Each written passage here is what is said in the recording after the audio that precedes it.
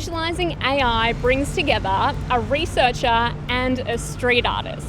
And what they do is collaborate and talk about their work and find a place to meet in the middle with a goal. The goal is that they will create a mural inspired by the researchers' AI work that will take place in the public space of Brisbane for Brisbane's Street Art Festival. I was really excited. I was really excited for the opportunity to work with Emily and to display or to work in some of the visualizing some of the research that we've been working on. Before this collaboration, AI I interpreted that as technology that assisted humans in a way where we maybe didn't have the capacity to undertake those things on our own. But I had no idea the extent of how it helped with things like critical research for the environment, so that's like a huge educational step for me. It was predominantly around a project of data collection with human-operated drones over the Great Barrier Reef. So Felipe was talking me through how the data is collected, so how the drones are actually programmed to fly out in particular patterns to gather the data. But then I think what I was most excited to learn about was the hyperspectral imaging, because prior to that I had no idea what that meant. But seeing the imagery, it was really cool to think that something could gather so much information in one image. So humans only see in 3 bands of colour, but the hyperspectral is like over 250, so the information is just incredible. It is really important to see outside the spectrum in the Great Barrier Reef, because when we see an image of the reef, we see beautiful colors, but that may not mean there's an underlying problem, like coral bleaching, for example. So this high-resolution spectral sensor allows us to see this in more clear details. The process that informed the development of the artwork was I first started with imagery that represented the way that I was familiar with the reef. So that started with images of coral in a traditional sense, so when they're really healthy and they're kind of more recognisable to the general public. And my thinking process was, how do I represent both a digital and artificial intelligence lens of the Great Barrier Reef, but also how do I represent the human lens? Because through all of our conversations and discussions, I think the thing that stood out to me the most was that one definitely still needs the other at this point in history. So AI technology is really critical and there's so much potential with it, but it still needs humans to develop that technology and control it. For me, I use that as a departure point to build an abstract work, because I think I have the ability to paint literal things, but I get a lot more joy out of the abstract. I think there's way more room for interpretation, and especially at a place like the airport, when people are coming to and from the Great Barrier Reef, they're also injecting their own ideas and experiences into the artwork without me necessarily telling them. It was a combination of both analogue and digital processes to showcase that there was both human and artificial intelligence contributions to that. I think what the people will see when they see the mural is ways of seeing the Great Barrier Reef that maybe they've never seen before, but also this concept of artificial intelligence and what it could mean for a future and for the future of the environment and the Great Barrier Reef. Ways of seeing things or creating new, breaking some concepts that people have about artificial intelligence, and how it could also be quite beneficial for humanity and for the environment.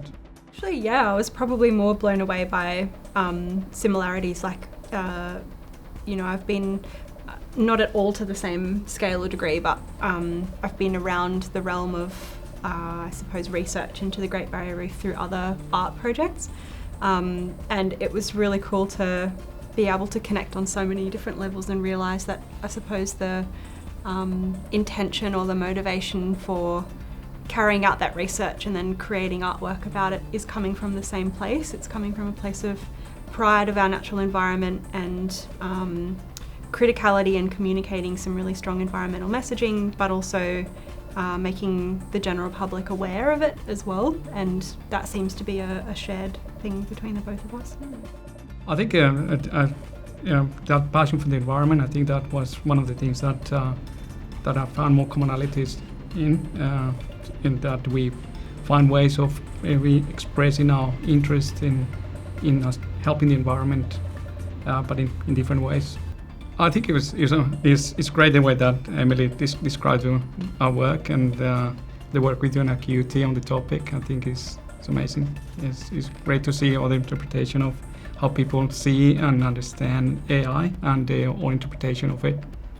The way that I feel like with this experience that the artwork that you created, it is actually in some cases I think it's a bit more impactful than some of the things we do and to communicate our ideas and our interest to the general public. Sometimes we present our work and getting that translation into the public domain is really challenging. But I think with your work and what you did, I think is a great example of how that can be done in a great way. Well, it's also another example of how one can't exist without the other. Like there's no way I would have developed a concept like that on my own without the prompt of the research. And then, there's no way that it could be, I suppose, landing in the public eye without the translation through the artwork either. So it's nice that, it was a collaboration. I think probably the thing that surprised me was the potential of how these instruments that Felipe showed me on measuring the level of degradation or the level of bleaching, on coral. I didn't know that kind of technology existed, so I suppose that was really surprising. Well, I feel like definitely from my perspective, I'm more of a medium, so I'm communicating really critical research, but in a new visual language that hasn't existed before. So my hope with the way that people experience it when they're coming to and from a place of travel, especially being at the airport, they're generally on their way to a place where they're a consumer. So a lot of the reason why we travel is to be a tourist and to appreciate, our stunning natural environments in Australia. But a lot of the time, the impact of that on that actual environment is, really irresponsible and disrespectful. Sometimes unknowingly, a lot of the time unknowingly. So, I like the idea that on the way into the domestic terminal, you can maybe, just be thinking about that research and why it's been important that it's being communicated to the general public too. The topic of the mural is really personal to me because I hadn't had a personal experience with the Great Barrier Reef until 2018. But when I did, I facilitated 20 artists to participate in a public art festival where all of the public artists were creating large-scale artworks like mine at the airport, but across the whole city of Cairns.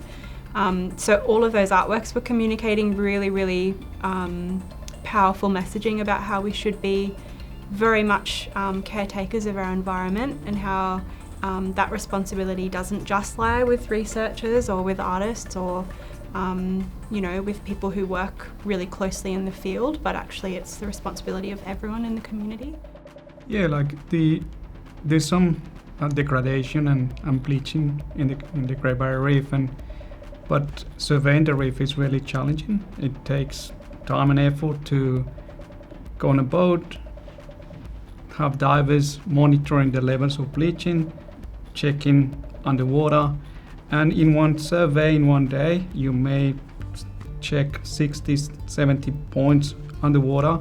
When we fly the drone, you can monitor thousands and thousands of points in one single flight. So the ability to monitor and understanding that level of bleaching and how the coral is changing, and the way of using this technology, the drone technology plus the artificial intelligence to help us to communicate to government, to industry, to researchers, and to the general public that there's some changes happening in the reef, I think is one of the most beneficial aspects of the of this artificial intelligence technology. Yeah. I remember you saying too that the feedback of where it was being controlled from on the boat was like almost instant, right? So whatever imaging was being captured by the drones, you were kind of seeing it in real time as opposed to being collected over a really long period of time. Yeah, absolutely. One of the other benefits is that you can, from the drone, you can then the researchers, and you mentioned earlier the human input. The human can change the person can change where the drone needs to fly or survey as the person sees perhaps some areas that may need a closer inspection.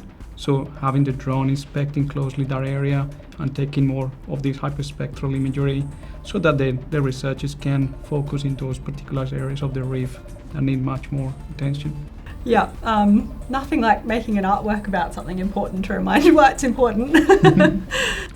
I think it's important to communicate that technology and people are part of the solution, because in the reef in particular, the image can be a beautiful image of the reef, but there might be something happening underwater that we don't know of. But only the expert, the scientists, or the people that do the surveys, they know what the problems could be, and that informs the artificial intelligence algorithms and the software to train them and to understand those patterns in the reef that are, or those areas that are problematic.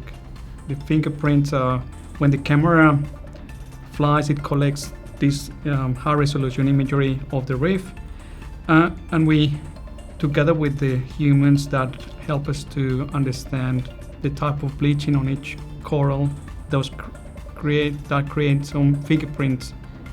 So every object will have a different fingerprint. So if the coral is bleached at this level, it will have a fingerprint, but if it's bleached at a different level, it will have a different fingerprint. So we're kind of looking for those fingerprints in the imagery, and that spectral signature that is that fingerprint of that bleaching in that coral.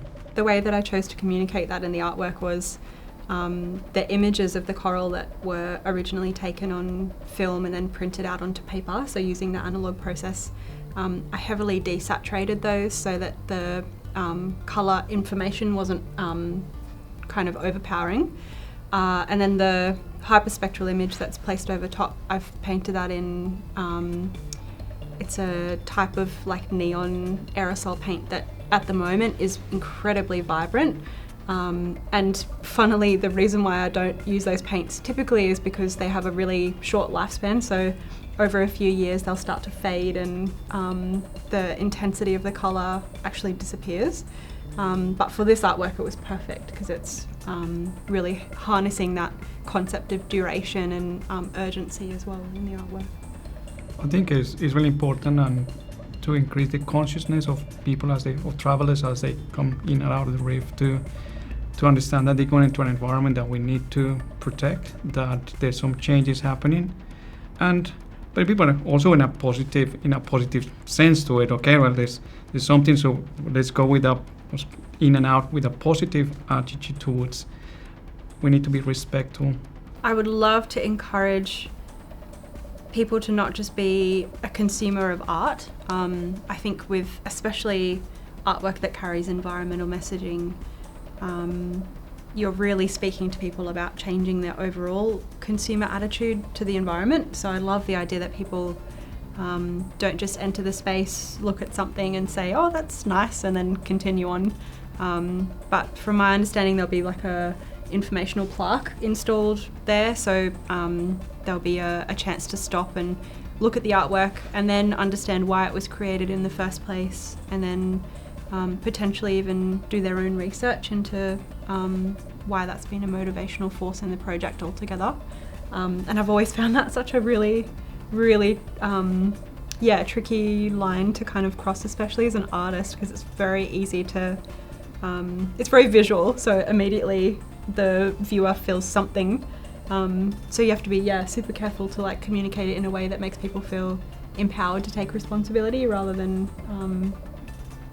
feeling punished.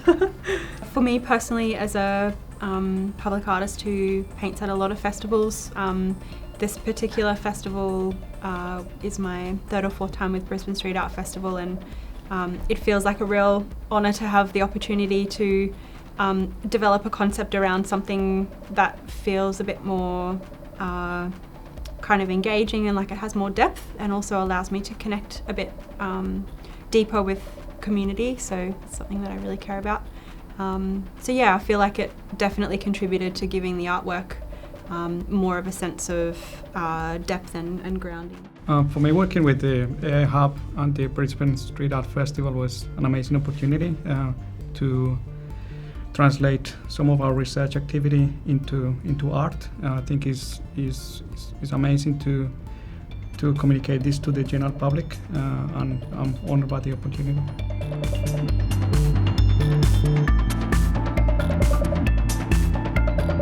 One thing I love about seeing scientists and researchers as well as street artists before and after their collaboration is that there's both such a respect for each other's work and such a motivation to do it justice.